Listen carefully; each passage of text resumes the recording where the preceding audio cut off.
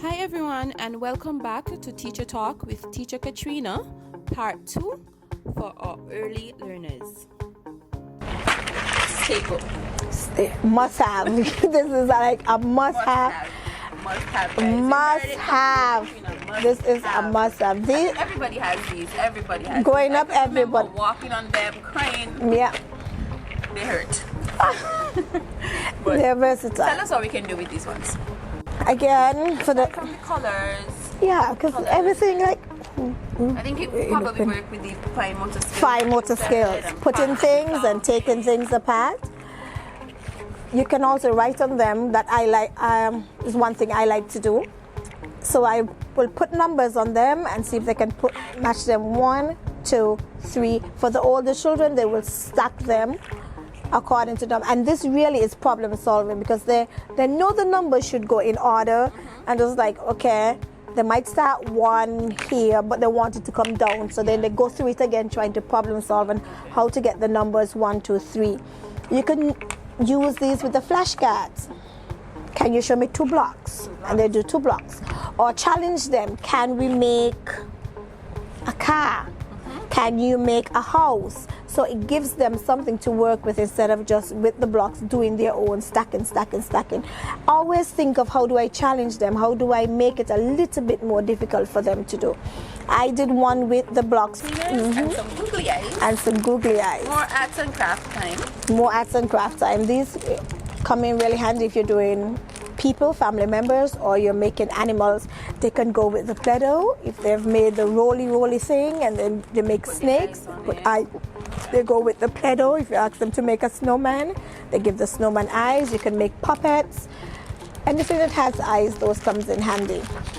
These are very bendable and flexible. We use them sometimes for lacing. If you take the foam board and you punch holes in them or cornflakes box, they can use these and just have them going in and out. Yes, fine motor skill, hand and eye coordination, because those things need to be developed before they've mastered any other skill. So just have them put in through holes, out of holes, through holes and out of holes.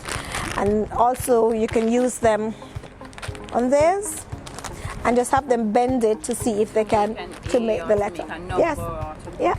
Yeah. That sounds good. Good. Where are we now? What about the reading? Reading every day. I tell parents, no matter what time you get home or what time you have to leave for work, always find some time throughout the day to read a story. You don't have to read all. You can leave them wondering what is going to happen if you don't get to, but at least take 10 minutes to read a story. Okay. What would you say about the ages for reading? We know expert recommends you start reading from in the womb. There's no set age for reading. You start to read to them as soon as possible. And it's really true when they say the more you read to them, the more they would like reading, and it expands their vocabulary. Okay.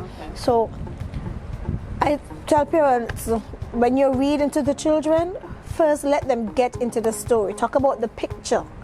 And then they begin to understand that these words relate to these pictures.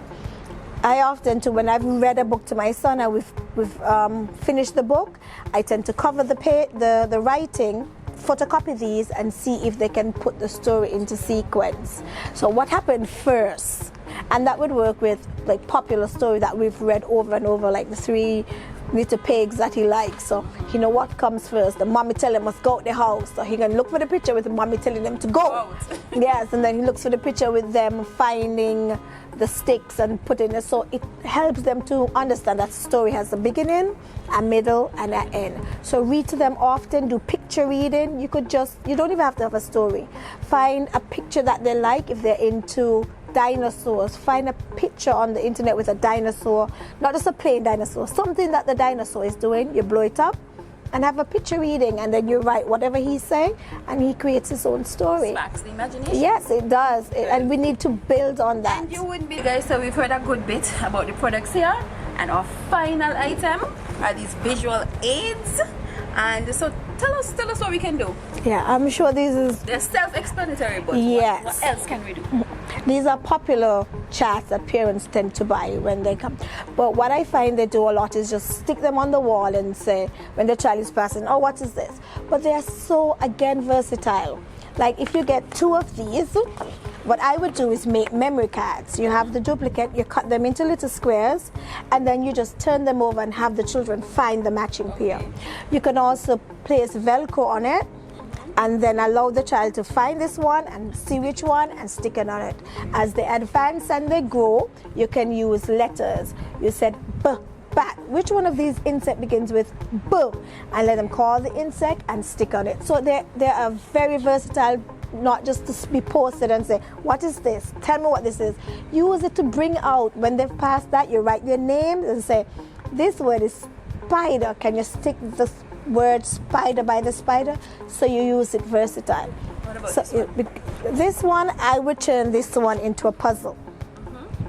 So you can have 2 again, have the one there because they always need something to refer to, and that's why most puzzles have a picture on the box because they need something to refer to. And then you just cut it into sections.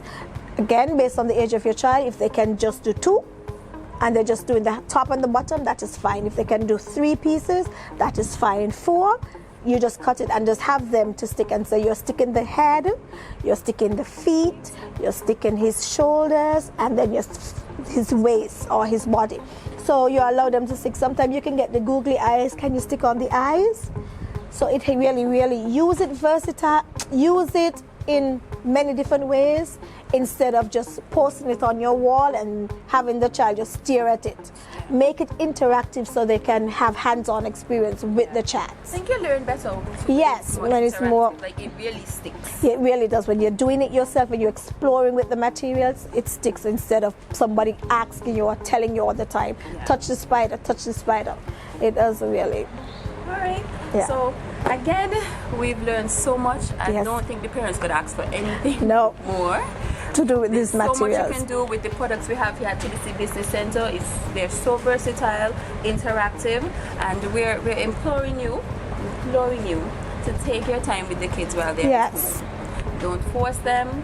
Patience. Be patient. Patience. Patience. If you realize they're getting frustrated, take a break and then come back to it again. That's it. All right, and just remember, everything at Business Center for the entire month of July is 20% off. So we're helping you. Yes. So help yourself and help your child.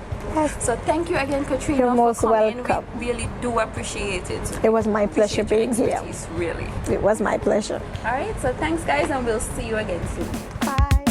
I need a cool laptop, a new backpack, and so do all my friends. I need cute notebooks, folders, flash drives, pencils, and my pens. School is exciting, but it's no fun without all the tools I need. But I'm at ease, cause it's a breeze if I shop at TDC. Oh yeah! Parents, does your child love the spotlight? Then why not have them join our TDC marketing team as a branch ambassador for TDC Business Center St. Kitts or City Drugstore Nevis. Send us a brief bio and a headshot of the child to marketing@tdcgroupltd.com. That's marketing@tdcgroupltd.com.